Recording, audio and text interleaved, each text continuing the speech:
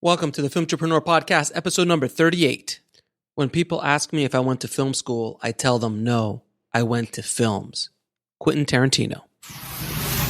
This is the Filmtrepreneur Podcast, where we teach you the top strategies, tactics, and growth hacks that every indie filmmaker needs to know to make money with their films. We are the podcast that puts the business back into show business. And here's your host, Alex Ferrari.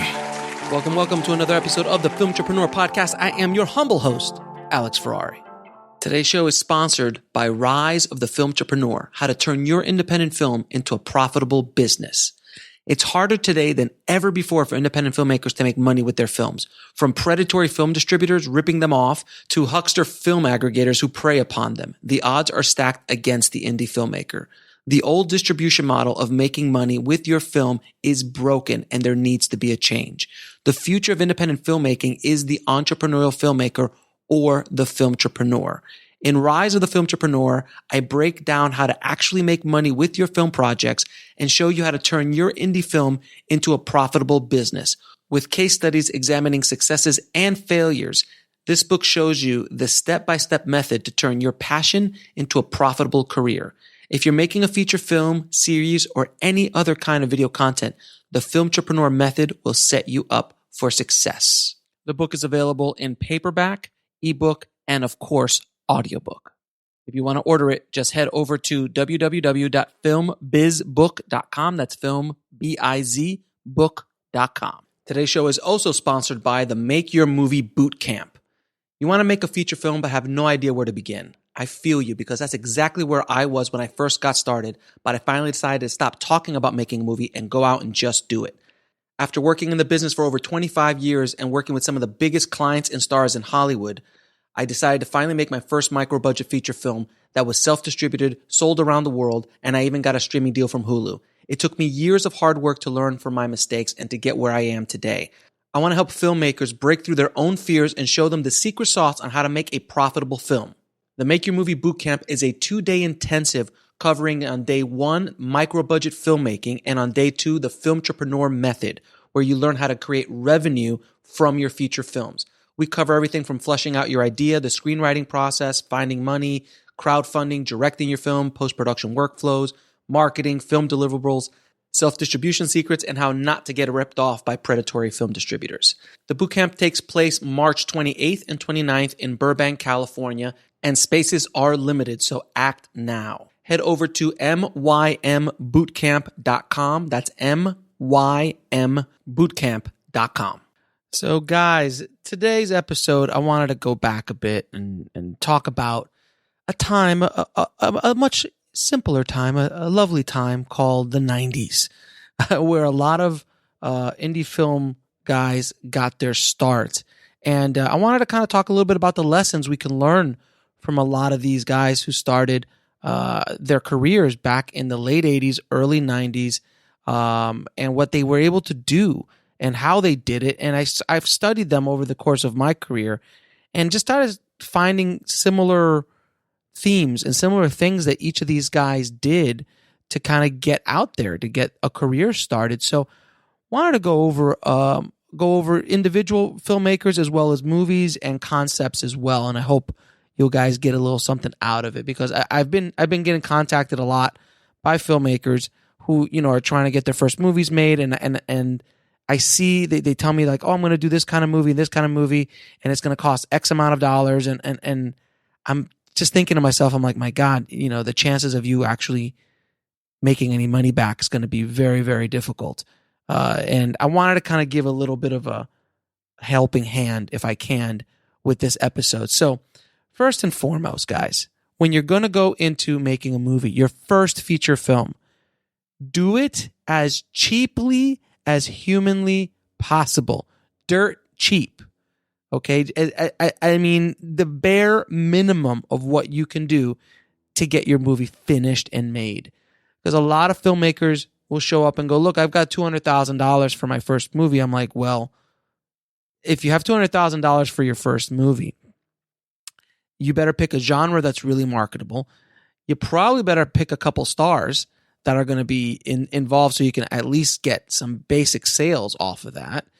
And if you don't do that, you're going to be destined for failure, because even Sundance winners and big Sundance, Tribeca, South by Southwest, full-blown winners and audience winners and best of shows, for you to get the $200,000 back on a, let's call it a drama or a comedy or a dramedy, or something that's not genre-based, it's extremely, extremely difficult. And I think a lot of filmmakers make that big mistake right up front. And when they finally do that and they completely fall on their face, they're discouraged and never make another movie again. And I don't want to see that happen to you guys.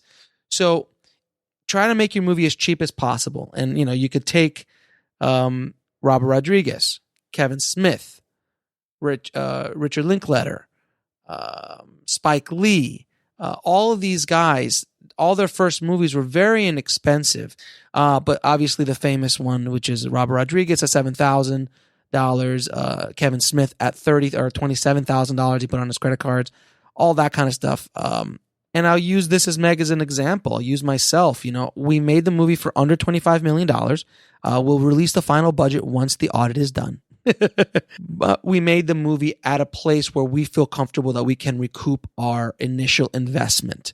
Now, that could be $500,000. That could be $5,000. I'm not saying Meg in general, but just a general statement. Because if you have a certain star or a certain genre or a certain thing and $500,000, and you can pre-sell or sell certain territories and things like that, $500,000 makes a lot of sense. If you're going to probably get 1.5 back for it. But if you're going in with a drama with no stars at $100,000, $200,000, $500,000 budget, good luck. It's you'd be one of the few, and when I say few, I can count them on my hands, if I could even think of movies that blew out of the water at that kind of budget range when they're first starting out. But what you need to do is embrace your limitations. Do what you can do very well. So again, I'll use Meg as an example. My limitations, which were limitations I set on myself, I knew what I had. I knew what kind of cast I can get. I knew what kind of locations I could get. I knew what camera I can afford that I could have complete control over, as opposed to getting a free Alexa, which would have brought all sorts of, headaches, financial headaches, as well as technical and logistical headaches for this kind of movie. And I just fell right into what I had access to. I'll go back to mariachi. Robert had access to a full Mexican town. So he made a movie about a full Mexican town. Kevin Smith had access to a convenience store, and he made a movie about a convenience store. Richard Linklater made a movie called Slacker. What did he have access to? Austin back in the 90s, which is not the cool hip Austin that it is today. He just made a movie about his backyard. And that's another thing you guys have to understand. You should make a movie that is close to you, that is your experience, your perspective on something. There's been a lot of convenience stores in movies in the history of film, but no one has ever done it quite like Kevin Smith. It was his perspective, his rawness of what it's really like to be a clerk. And that was his truth. Same thing goes for to Richard Linklater in Slacker. He wanted to show what these people and this town was like from his perspective, his voice. And if you start going back and watching all of the first movies of a lot of these great directors, a lot of them are gonna be very close to home. They're gonna be, I'm sure there's the occasional, oddball out, like The Following, by Chris Nolan. But it was still something that he used what he had access to, which was a 16 millimeter camera, and he shot it on weekends for a year. So he definitely embraced his limitations and tried to make the best thing he could with the limited tools and experience and locations and everything he had. But a lot of these other people who really kind of break through, they are telling a story that's very true to who they are and where they come from. And that unique voice is what people are looking for. They're not looking for like if I went out right now and made Clerks, no one wants to see that movie. And that's what happened with like when Pulp Fiction and Reservoir Dogs came out. How many ripoffs of Reservoir Dogs and Pulp Fiction came out after that. I mean, it was ridiculous how many try to be hip kind of movies came out, but it wasn't authentic, and audiences can smell that. And when you find something authentic, something with some heart, something that rings true, that's when you break out, man. So that's why Clerks, My Big Fat Greek Wedding, which was one of the biggest independent films of all time. Sure, it wasn't done on a little low budget, but it wasn't a studio movie by any stretch. That movie made $200-300 million. Why? Because Nina, the writer, wrote from her heart, from her experience, from her voice. No one had ever done a movie like that before. But then, of course, everyone could relate to that movie because of the story and how she was able to write it. But again, it came from her life experience. She's Gotta Have It, Spike Lee's first movie, was all about his experience in New York, what it was like to be a black woman in New York in the late 80s. And that whole experience, something that no one had ever seen on screen before. So Boys in the Hood, another one, John Singleton's first movie, is a masterpiece. And it completely rings true to the experience he saw, that he grew up with. And no one had really talked about it. They did Colors, that movie by Dennis Hopper and Sean Penn about the gangs in, South South Central and all those areas. But no one was really, and it was kind of very Hollywoody, as opposed to Boys in the Hood. That when you watch Boys in the Hood, you will tear up. You will go, holy crap. It was so powerful. It was like an atom bomb going off in cinema when that came out, from a 23-year-old. Why? Because he was authentic to who he was and his experience. And that's what I want you guys to kind of look for when trying to make your first movie.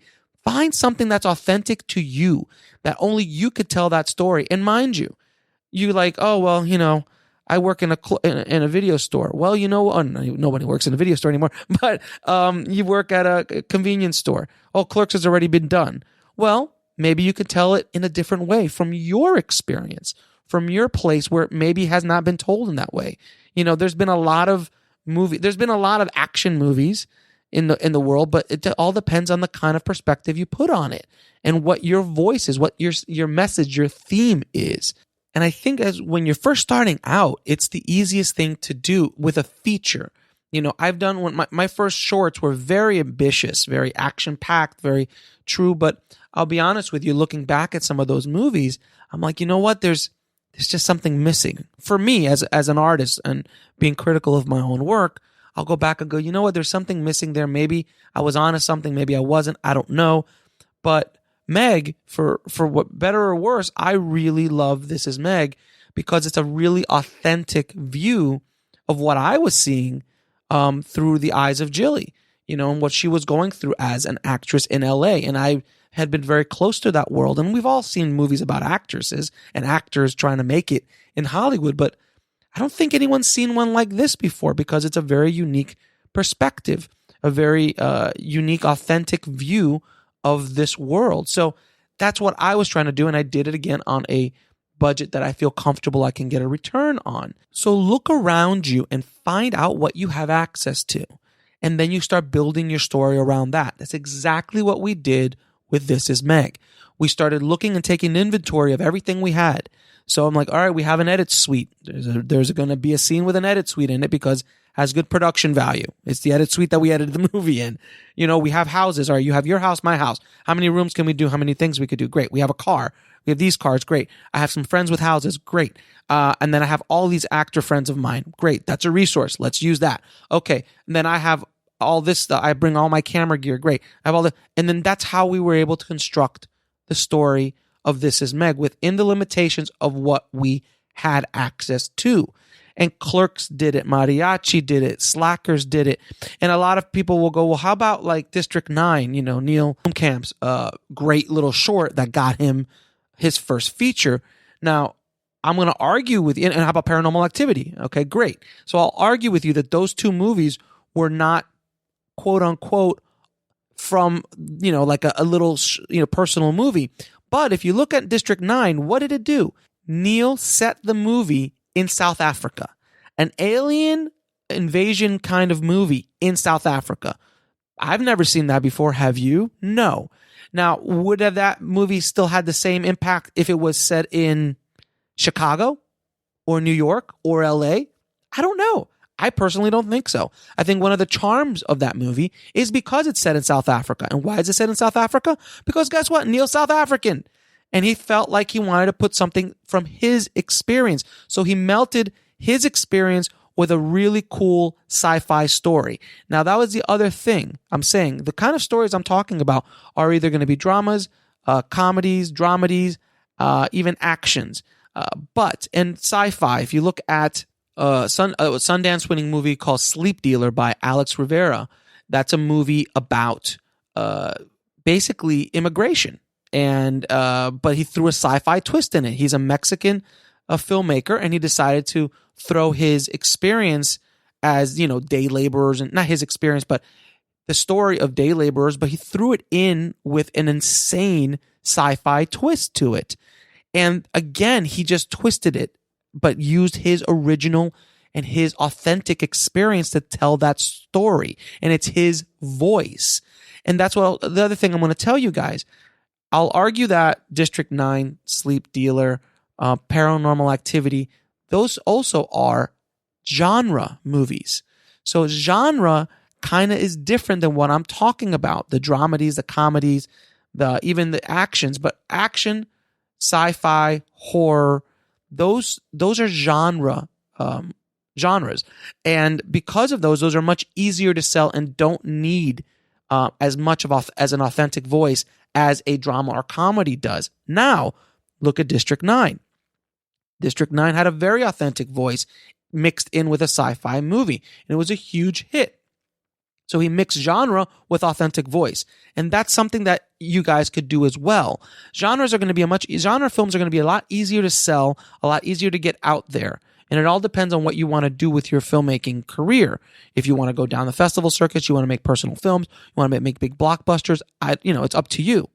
Robert Rodriguez made Mariachi, which was an action movie, which is a genre movie, but was very authentic to his voice, which is in his backyard, which is a Mexican town. He is a Mexican-American filmmaker, and he was using his authentic voice, his experience, to make his genre movie.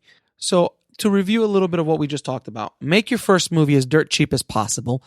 The cheaper, the better. Because if you're able to make a movie for $15,000, you should, if you know even remotely what you're doing, make yourself $30,000 off of that.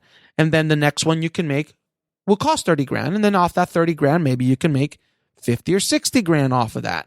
And then you could start growing and growing and growing, and then you can start jumping budgets once you start figuring the process out a little bit. But trying to jump in right away with a huge budget, when I say huge budget, $100,000 for someone who's never directed a day in their life is a lot. $200,000, that's a lot of fucking money. Excuse my language. And I know a lot of filmmakers just want to I got my big budget, I'm going to use all these tools and stuff like that. Don't be idiots. Try to do something small first. If you can execute something on a smaller scale, tell a good story on a $20,000 budget, on a $15,000 budget, on a $10,000 budget, then you have a much, much better chance of telling a good story and making it look good when you have a bigger budget. There's a lot of things that you don't think about when working on a bigger budget, but if you do something small, that might work better. And I'll use myself again with Meg as an example. We raised a good amount of money to make the movie, but it was a number that we felt very comfortable with. I could have easily tripled it, quadrupled that kind of budget, and made a much bigger movie because I have 20 years of experience under my belt. I've directed $400,000 or $500,000 music videos and commercials and things like that in my career. But I decided, no, I'm not going to do that. I'm going to strip it down to the bare bones and look, this is about story.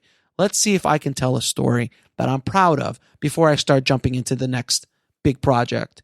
Don't be in such a rush to jump into these bigger budgets, guys. All right?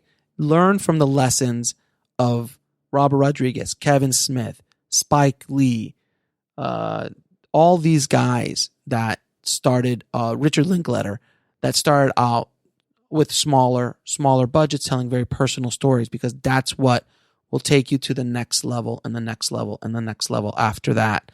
And again, there always are those people who are the exception. But generally speaking, I don't know of any examples of people who made a drama or a comedy or a dramedy at a very, robust budget with no stars or anything like that involved, and was able to be very successful with it. I know of many people who did genre movies, horror movies, action movies. I mean, Eli Roth, Peter Jackson, all these kind of guys, they did genre movies. And that's how they got noticed and how they broke out and started their career. I mean, we can go all the way back to Martin Scorsese's first films, Who's That Knocking, which was completely from his experience. All his short films, most of his early short films, were based around his experience, which is his experience in the streets of New York in the 60s and 70s, growing up, seeing the mobster, seeing the thing. That was his authentic voice. And that voice he's carried on throughout his career, jumping in and out from that. His next movie is another gangster movie because he's so good at it, because he understands that world so well. But that's his authentic voice from where Martin Scorsese came from. Then he did Mean Streets. Then he starts jumping into something like Taxi Driver. Then he jumps into Raging Bull and these other movies that aren't his personal stories anymore, but his personal stories are what got him to the next level. And that's what I'm trying to tell you guys you should look at. And I know a lot of you going, well, Alex, I don't have a personal story. I live in Podunk, wherever. Not a lot of stuff happens here. I'm like, perfect. That's exactly where your story is. What if something happens in that little town with those characters, those people that you know so well that you might have never seen on screen before?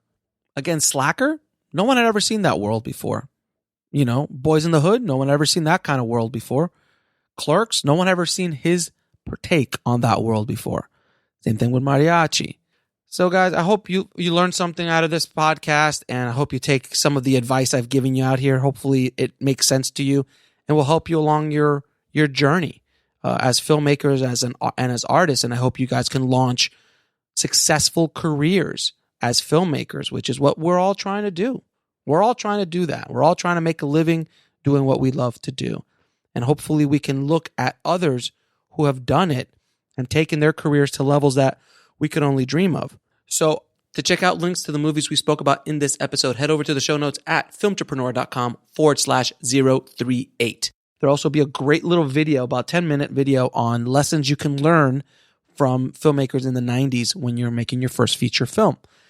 So definitely check that out, guys. And as always, please head over to filmbizpodcast.com and leave a good review for the show. It really helps us out a lot. And if you did read Rise of the Filmtrepreneur, also please leave a review. It means so much to me, and it really helps us out with the algorithm giving us a lot of love on those platforms. So thank you again so much for listening, guys. As always, be a filmtrepreneur. I'll talk to you soon. Thanks for listening to the Filmtrepreneur podcast at filmtrepreneur.com.